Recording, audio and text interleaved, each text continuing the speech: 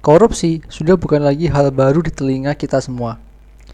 Bahkan karena sudah sangat sering terjadi, sekarang lebih mudah membayangkan orang-orang yang memegang jabatan untuk korupsi daripada benar-benar akan menyelesaikan persoalan publik.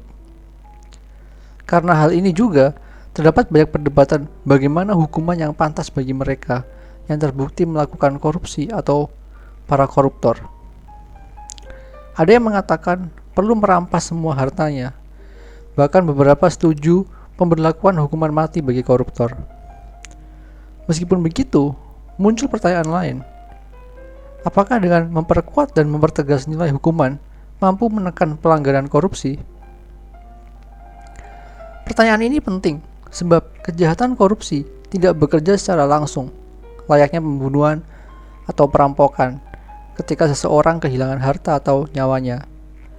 Kejahatan korupsi bekerja secara struktural dan sistemik. Artinya, perlu pengecekan dan pendalaman terhadap dugaan pelanggaran. Pada video kali ini, kita akan membahas bagaimana struktur kejahatan korupsi hidup dan membentuk satu budaya kejahatan yang memprihatinkan di ruang publik melalui istilah banality of evil atau banalitas kejahatan dan analisis Zizek terhadap ideologi.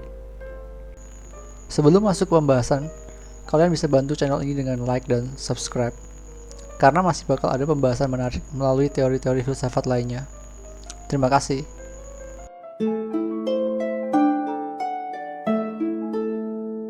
Pertama, jika kita mulai dari pertanyaan apa itu kejahatan, maka jawabannya tidak akan semudah yang kita bayangkan.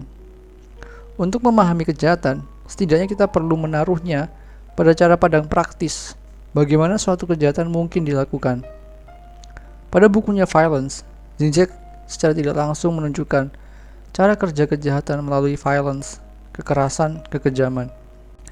Kekerasan terbagi dua, yaitu kekerasan subjektif dan objektif. Kekerasan subjektif ditampakkan secara langsung, eksplisit, contohnya pemukulan pendemo oleh oknum polisi dan pembunuhan. Sedangkan kekerasan objektif tidak tampak secara langsung, namun bekerja secara struktural seperti kemiskinan atau ketimpangan sosial. Kemudian, jika kita kembalikan ke persoalan kejahatan yang harus dipertanggungjawabkan secara subjektif, maka apakah mungkin seseorang bisa kehilangan kemampuan untuk menilai tindakannya dan menganggap itu semua bagian dari kewajiban atau sebatas pekerjaan sehari-hari? Meskipun kenyataannya merupakan akar kejahatan yang menciptakan kekerasan subjektif dan objektif. Bagi Hannah Arendt, itu mungkin. Saat seseorang telah berbuat tindakan yang luar biasa kejam, seseorang bisa tidak memahami arti dari tindakannya, atau Arendt menyebutnya banal. Pada laporannya untuk The New Yorker tahun 1961 tentang pengadilan kejahatan Adolf Eichmann, Arendt membuat klaim kontroversial, menyebut bahwa Eichmann yang bertanggung jawab penuh tentang penyelundupan kaum Yahudi ke kamp Nazi untuk dieksekusi justru tidak terlihat menyadari perbuatan kejamnya tersebut. Bagi Arendt, Eichmann terlihat seperti pekerja birokrasi biasa yang menjalankan tugas atasannya. Eichmann juga tidak tampak keji atau sadis, namun sangat normal. Berdasarkan pengakuannya, Eichmann hanya melakukan tugas agar menaikkan karirnya. Karena alasan tersebut, Arendt menyimpulkan Eichmann bukanlah monster tak bermoral. Pada studinya yang dibukukan, Eichmann in Jerusalem, A Report on the Banality of Evil, Arendt menjelaskan sosok Eichmann sebagai subjek yang melakukan tindak kejahatan, namun tidak menyadari nilai kejahatannya. Artinya, sosok Eichmann gagal menempatkan dirinya di dalam realitas yang terjadi di depannya, karena dia tidak mampu berpikir lebih jauh terhadap konsekuensi di luar dirinya, dan pada akhirnya membuatnya melakukan tindakan kriminal tanpa tahu bahwa dialah penjahat yang sebenarnya. Karakteristik Eichmann ini disebut Arendt sebagai the banality of evil atau banalitas kejahatan. Eichmann tidak benar-benar orang jahat, melainkan dangkal dan terkesan bodoh saat berhadapan dengan segala tindakan yang dia lakukan. Pernyataan Arendt ini tentu membuat kontroversi di dalam perdebatan filsafat sampai hari ini. Bagaimana mungkin orang orang yang secara jelas berpartisipasi dalam pembunuhan massal dinilai sebagai orang yang tidak jahat? Sekarang, coba kita turunkan pertanyaan tersebut dari ranah abstraksi filsafat ke ranah praktis. Maka jawabannya pasti, Eichmann adalah orang jahat, keji, dan sadis karena telah membunuh ribuan orang. Jawaban praktisnya tentu ada di depan mata kita, di dalam catatan sejarah bahwa pembunuhan tersebut benar-benar terjadi dan bukannya ada di kepala Eichmann dan pengalamannya terhadap itu semua. Kemudian, jika kita tarik pertanyaan tersebut pada konteks korupsi dan koruptor, maka menjadi lebih rumit. Mengapa demikian?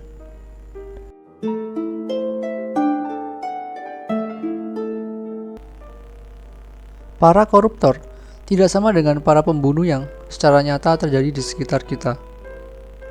Pengandaiannya, saat terjadi pembunuhan, pasti ada yang dibunuh. Sedangkan saat terjadi tindak korupsi, belum tentu ada korban langsung.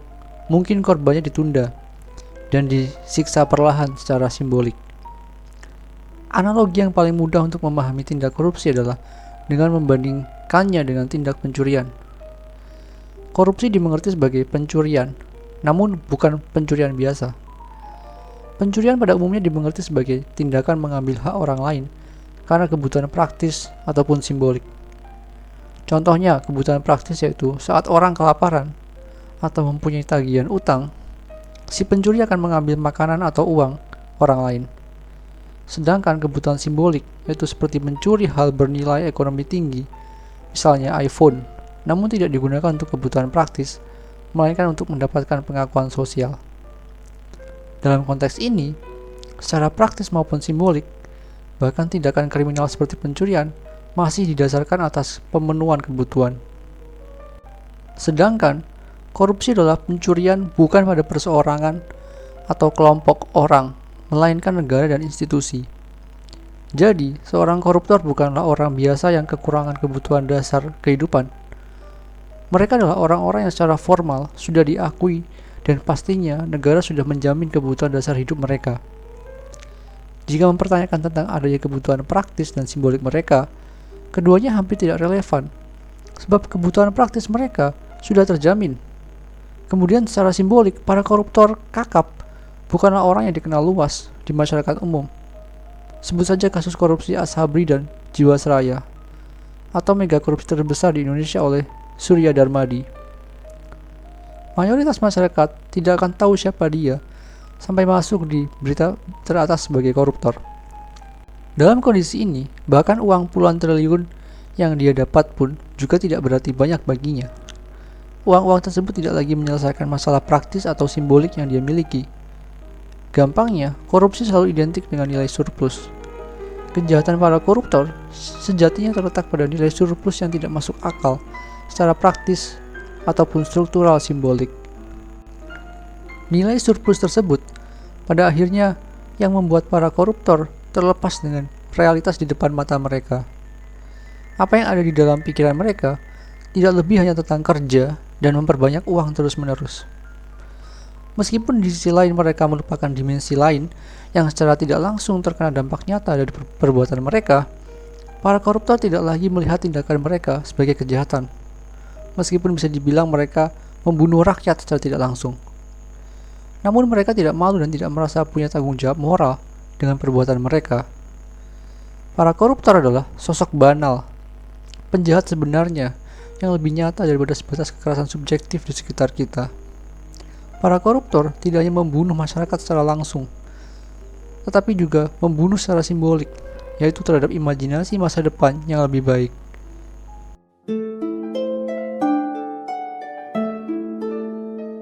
Kemudian, pertanyaan terakhirnya, apakah persoalan korupsi hanya berdasarkan banalitas para koruptor terhadap kejahatan mereka? Atau semua itu hanya kebohongan dan penyangkalan terhadap apa yang sebenarnya terjadi? Pertanyaan tersebut menjadi menarik jika kita mencoba menganalisisnya melalui bagaimana ideologi bekerja di dalam kacamata Zizek. Seperti yang sudah pernah dibahas sebelumnya, bagi Zizek, ideologi bekerja secara tidak sadar, yang menstruktur cara seseorang melihat realitas. Tidak masalah apakah seseorang secara sadar mempunyai ideologi atau tidak, namun fakta bahwa dia masih terus berpartisipasi di ruang sosial, maka dia sudah pasti berideologis. Konsekuensinya, saat manusia tidak lepas dari ideologi, salah satunya adalah membuat mereka membangun bangunan penyangkalan terhadap apa yang tidak bisa mereka terima di dalam realitas. Proses penyangkalan ini bekerja tidak sadar. Contohnya pada era akhir kapitalisme seperti sekarang. Orang-orang berlomba-lomba mendapatkan pencapaian, achievement. Di sini, pencapaian bukan berarti berhubungan langsung dengan seberapa besar kontribusi mereka terhadap realitas, melainkan sebatas kebutuhan diri seperti target kekayaan pada rentang umur tertentu. Pencapaian seharusnya diraih karena keberhasilan seseorang berhadapan dengan realitas, sekarang hanya menjadi pajangan individu, menunjukkan relevansinya tidak berkorelasi langsung dengan kemajuan dan kesejahteraan sosial. Hal tersebut karena mereka menyangkal ruang lain selain diri mereka. Pemahaman liberal membuat mereka lebih memahami diri mereka, namun di sisi lain telah menciptakan tembok tebal yang menolak dan menyangkal tanggung jawab di luar diri mereka. Meskipun tanggung jawab itu bersifat kondisional, bukan berarti manusia yang selalu berelasi dengan ruang sosial bisa begitu saja menolak dan mengabaikannya. Zizek secara serius menanggapi persoalan ini, termasuk kritiknya terhadap etika praktis yang bekerja sehari-hari. Misalnya dalam kasus Eichmann, Zizek menyebut, banalitas Eichmann bukanlah suatu nilai intrinsik di dalam diri penjahat tersebut, melainkan kebohongan yang secara tidak sadar dibangun di atas kebengisan Nazi. Pada contoh ini, Zizek dengan jelas menyebut kengerian Nazi yang begitu luar biasa tidak akan pernah bisa direpresentasikan oleh apapun. Sehingga jarak yang ada di antara sosok Eichmann Nazi dan Eichmann sebagai pekerja birokrasi biasa tidak mungkin disandingkan. Eichmann telah kehilangan pengalamannya sebagai Nazi, sebab dia tidak bisa lagi membawa kebiadaban Nazi sekaligus juga berbohong bahwa dia tidak pernah ikut bekerja di dalamnya. Dalam konteks ini, Eichmann tidak hanya bertanggung jawab terhadap apa yang dia sadari, tetapi juga yang tidak dia sadari, tetapi dia pernah lakukan. Pada kasus Eichmann, trauma terhadap tindakan Nazi telah membutakan Eichmann dari realitas yang sebenarnya. Lalu, apakah para koruptor juga mempunyai trauma yang menciptakan suatu penyangkalan terhadap realitas di depannya? Mungkin mereka mempunyai trauma, namun bukan trauma subjektif tentang masa lalu mereka, melainkan trauma ideologis atau trauma simbolik. Artinya, apa yang menciptakan trauma terjadi di dalam kepala mereka secara tidak sadar. Trauma tentang kenyataan bahwa orang-orang di depannya hanya mementingkan diri mereka sendiri dan hanya peduli dengan konsumsi tanpa akhir sebagai simbol pengakuan tertinggi di dalam bayangan liberalisme, kapitalisme. Bekerja pada akhirnya kehilangan nilai sosial dan berakhir sebatas kebutuhan diri sendiri. Tidak masalah jika suatu pekerjaan tidak memberikan kontribusi nyata terhadap komunitas sosial yang lebih luas. Selama pekerjaan itu menghasilkan uang, maka pencapaian lainnya akan bisa didapat juga. Para koruptor menyangkal pekerjaan awal mereka adalah perwakilan langsung dari realitas sosial di belakang mereka. Mereka menolak sekaligus berbohong terhadap diri mereka bahwa apa yang mereka kerjakan tidak ada hubungannya dengan manusia lain selain diri mereka. Sebab mereka yakin jika orang lain menjadi dirinya, orang lain tersebut juga pasti akan melakukan tindakan yang sama, yaitu korupsi. Pada akhirnya, apa yang kita pikir korupsi merupakan tindakan kriminal dan kejahatan sistemis diterjemahkan sebaliknya di kepala para koruptor. Korupsi adalah bagian dari pekerjaan. Tidak ada yang salah dari korupsi, karena semua orang akan melakukannya jika mereka berada di posisi tersebut. Jika orang lain tidak melakukannya, maka itu kesalahannya sendiri. Banalitas para koruptor terhadap kejahatan korupsi bukanlah wujud kepolosan dan kebodohan mereka, melainkan penyangkalan terhadap kesadaran penuh mereka karena telah merampas hak orang lain. Zizek menunjukkan wujud penyangkalan tersebut merupakan upaya untuk melupakan apa yang sebenarnya terjadi, atau juga disebut sebagai penyangkalan fetisistik, sebagaimana nampak pada gestur.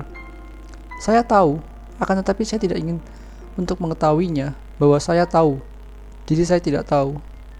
Artinya, bagi para koruptor, Mereka tahu tindakan yang sebenarnya mereka lakukan, namun mereka menolak untuk mengetahui konsekuensi dari pengetahuannya tersebut. Dengan begitu, mereka bisa melanjutkan tindakan mereka seolah-olah tidak pernah mengetahuinya. Terima kasih sudah menonton. Sekali lagi, jika kalian ada pertanyaan lain dan ingin berpendapat apapun, tulis saja di komentar. Pastinya like dan subscribe untuk diskusi filsafat selanjutnya. Sampai jumpa.